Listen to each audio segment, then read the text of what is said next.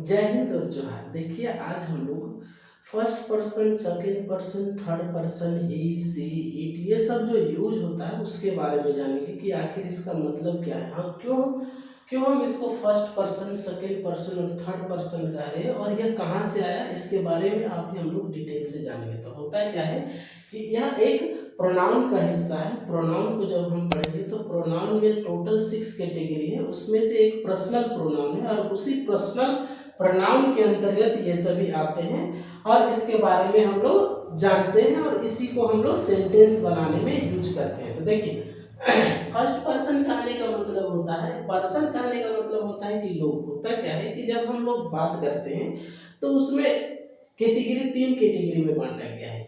जब भी कोई व्यक्ति बात करता है तो उसके लिए 3 कैटेगरी बांटा गया है उसके बात करने के आधार पर, और उसी को फिर वही 3 कैटेगरी में सिंगुलर और प्लूरल भी आगे चल के बांटा गया है कि सिंगुलर और प्लूरल किसको कहते हैं। तो चलिए इसको एक सिस्टमेटिक वे से समझने की कोशिश करते हैं कि आखिर इसको first person singular, first person plural क्यों कहा गया और second person plural, second person singular क्यों कहा गया। तो देखिए, पर्सन कहने का मतलब क्या होता है, लोग।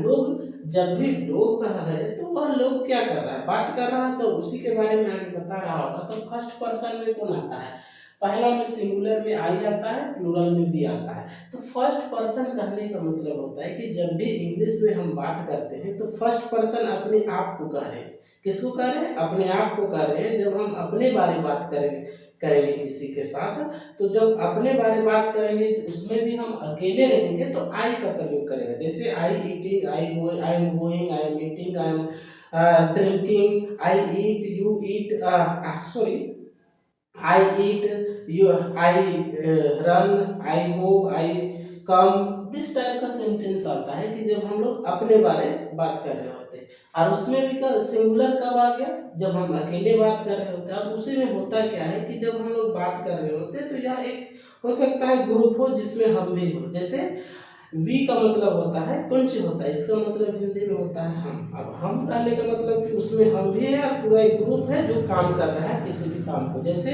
वी आर प्लेइंग, हम लोग खेल रहे हैं, तो जिसमें मैं भी खेल रहा हूँ और एक पूरा ग्रुप खेल रहा है, तो इसीलिए अब प्लूरल हो गया क्योंकि एक से ज्यादा व्यक्ति है। और क्योंकि वह अपने बारे में बात कर रहा है, अपने ग्रुप के बारे में बात कर रहा है, इसलिए वह फर्स्ट पर्सन के अंतर्गत आ गया। और वही सेकेंड पर्सन में क्या होता है कि जब हम बात कर रहे होते हैं तो जिसके सामने हम बात कर रहे होंगे, तो वह, जब हम उस व्यक्ति के बारे में बात करेंगे जो मेरा साथ खड़ा है और जिससे हम बात कर रहे हैं, जिसको हम सुना रहे हैं, तो जब उसके बारे में बात करेंगे तो वह आ जाता है सेकेंड पर्सन। उसमें क्या आता है, सेकेंड पर्सन में यू, सिंगुलर में भी यू आता है और प्लूरल में भी यू होता है। तो प्लूरल में यू होने का मतलब हो गया हम लोग, और सिंगुलर में यू होने का मतलब हो गया,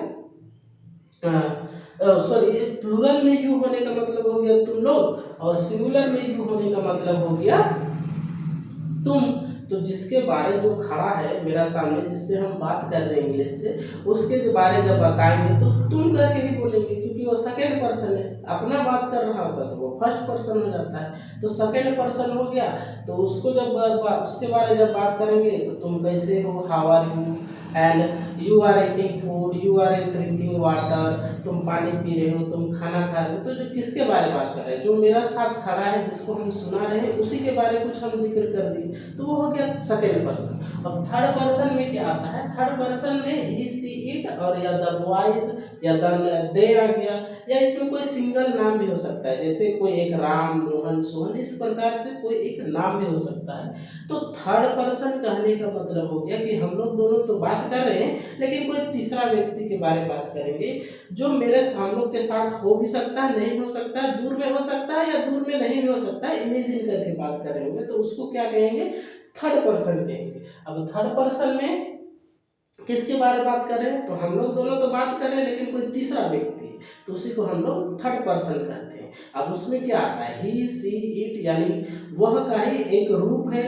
जब स्त्रीलिंग के लिए लगाते हैं तो सी लगाते हैं, जब पुल्लिंग के लिए लगाते हैं तो ही लगाते हैं, जब नपुंसक के लिए लगाते हैं तो इट लगाते हैं। कब, जब सिंगुलर में होता है। वही चीज जब प्लूरल में जाता है तो दे लग जाता है, जब बॉयज लग जाता है, या कोई एक सिंगल नाम हो गया तो वो भी एक सिंगुलर थर्ड पर्सन के अंतर्गत रहेगा। जैसे कि अब राम खा रहा है, अब हम लोग दोनों बात कर रहे हैं, राम को देख रहे हैं कि खा रहा है, तो उसके लिए हम क्या करेंगे, वह तो थर्ड पर्सन ही ना हो गया, क्योंकि हम लोग दोनों बात कर रहे हैं और कोई तीसरा व्यक्ति खा रहा है, तो जिसका नाम है तो एक नाम है इसलिए वह सिंगुलर में आ गया। जैसे ही एक से अधिक नाम हो जाएगा वह थर्ड पर्सन के प्लूरल में आ जाएगा। तो यही सारा चीज़ है और इसी के अनुसार पूरा सेंटेंस में फर्स्ट पर्सन, सेकंड पर्सन और थर्ड पर्सन को बांटा गया है। तो आज के लिए इतना ही, बढ़िया लगे तो सब्सक्राइब कीजिएगा। जय हिंद, जय झारखंड।